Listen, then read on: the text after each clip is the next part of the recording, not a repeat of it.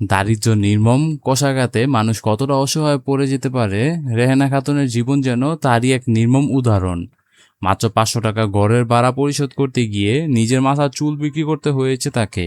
শুধু তাই নয়, দীর্ঘদিন ভাড়া দিতে না পারায় সেই ঘরটি এখন আর নেই।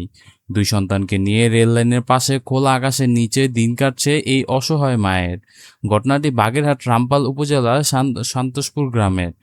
এক সময় একটি ভাড়া ঝুপড়ি ঘরে 2 সন্তানকে নিয়ে বসবাস করতেন রেহেনা খাতুন।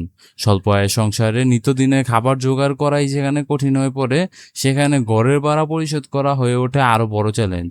এক পর্যায়ে দীর্ঘদিনে ভাড়া বকেয়া পড়ে যায়। শেষ পর্যন্ত ভাড়া পরিশোধ করতে না পারায় সেই ঘরে ছেড়ে দিতে হয় বাধ্য হন রেহেনা এবং তার 2 সন্তান। এরপর থেকে তাদের ঠিকানা খুলনা মোংলা রেললাইনের পাশের খোলা জায়গায়। প্রখর রোদ কিংবা বৃষ্টি, ঝড় সবকিছুতে উপেক্ষা করে সেখানে দিন কাটাচ্ছে মা ও 2 সন্তানের। বর্তমানে রেল ব্রিজের পাশে সরকারি জমিতে স্থানীয়দের সহযোগিতা বাঁশের খুঁটি দিয়ে একটি ঘর তৈরি করার চেষ্টা করছেন রেহানা।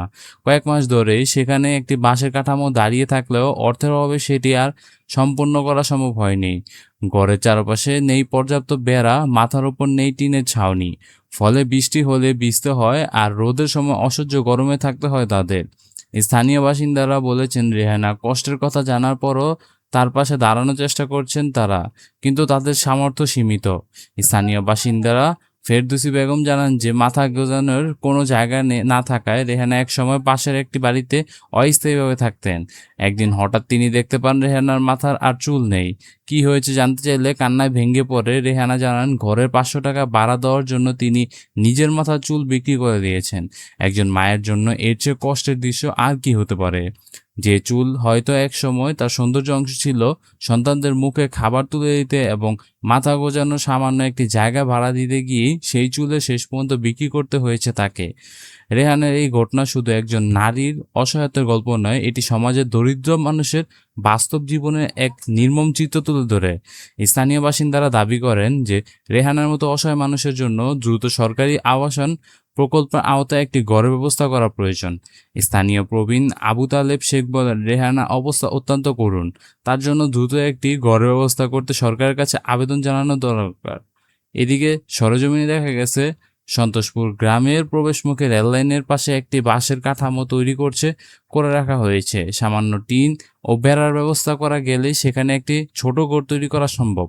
স্থানীয় বাসিন্দা মহিদুল ইসলাম জানান, বাঁশের কাঠামো ইতিমধ্যে তৈরি আছে, এখন শুধু টিন ও বেড়ার প্রয়োজন। এলাকার সামর্থ্যবান মানুষগুলো এগিয়ে এলে খুব সহজে রেহানা ও তার সন্তানদের মাথার উপর একটি নিরাপদ ছাদ তৈরি করা সম্ভব। রেহানার স্বপ্ন খুব বড় নয় কিছু। তিনি চান না বিলাসবহুল বাড়ি, চান না কোনো সম্পদ। তার একমাত্র চাওয়া 2 সন্তানকে নিয়ে নিরাপদ থাকার মতো একটি ছোট্ট ঘর, যেখানে বৃষ্টির দিনে সন্তানদের নিয়ে ভিজতে হবে না, যেখানে রাত হলে নিশ্চিত ঘুমাতে পারবেন তারা, যেখানে আগামী দিনের ভয় নিয়ে খোলা আকাশের নিচে বসে থাকতে হবে না। কান্না জড়িত কণ্ঠে রেহানা খাতুন বলেন, 2 সন্তানের মুখের দিকে তাকাতে পারেন না তিনি। ঘরে নেই খাবারের কষ্ট আছে, নিরুপায় হয়ে চুল বিক্রি করতে হয়েছে। সরকারের কাছে সাহায্য আবেদন জানিয়েছেন তিনি। একজন মায়ের এই কান্না কি আমাদের বিবেকের নাড়া দেয় না? মাত্র 500 টাকা ভাড়া দিতে একজন মাকে নিজের চুল বিক্রি করতে হয়েছে। 2 সন্তানকে নিয়ে এখন তার বসবাস রেললাইনের পাশে খোলা আকাশের নিচে। অথচ একটু সহযোগিতা, সামান্য কিছু টিন ও বেড়ার ব্যবস্থা হলে হয়তো তাদের মাথার ওপর একটি নিরাপদ ছাদ তৈরি করা সম্ভব। এখন শুধু প্রয়োজন সহানুভূতি, নয় প্রয়োজন কার্যকর উদ্যোগ। এখন শুধু প্রয়োজন নাই সহানুভূতির, প্রয়োজন এখন কার্যকর উদ্যোগ। সরকারি সহায়তার পাশাপাশি সমাজের বিদ্যমান ও মানবিক মানুষরা যদি রেহানার পাশে দাঁড়ান, তাহলে হয়তো খুব শীঘ্রই তার বাসের কাঠামো একটি পূর্ণাঙ্গ ঘরে পরিণত হবে। বন্ধুরা, এই বিষয় নিয়ে আপনাদের মতামত কি জানাতে ভুলবেন না। এই ছিল ভিডিওটি। দেখা হবে নতুন কোনো টপিকে, নতুন কোনো ভিডিওতে। সে পর্যন্ত ভালো থাকবেন। টেক কেয়ার অ্যান্ড আল্লাহ হাফেজ।